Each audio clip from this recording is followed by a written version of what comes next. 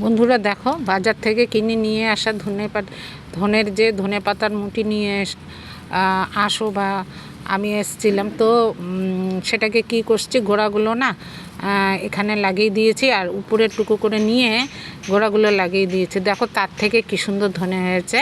এবার আবার এটা যেটা হয়েছে, এখন আমি আবার এখান থেকে কেটে নিব। এখান থেকে কেটে নিলে পরে দেখো আবার কেটে নিচ্ছে এই জায়গায়, লম্বা লম্বা হয়েছে তো ছায়া পেয়েছে, এই জন্য আবার এরকম কেটে নিব। আবার এর পাশ দিয়ে দেখো, আবার এর পাশ দিয়ে বেরোবে, মানে নিতেই থাকবে, এরকম করে বড় হতে থাকবে আর এরকম করে আধা অবস্থা কেটে নিতে থাকবে আর এই পাশ দিয়ে এদের ব্রাঞ্চ বেরোতেই থাকবে।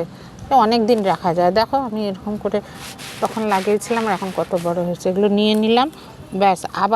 আবার এর দেখো পাশ দিয়ে হবে, আবার ওই পাশ থেকে আমি নিতে পারবো। তোমরা এভাবে লাগাতে পারো।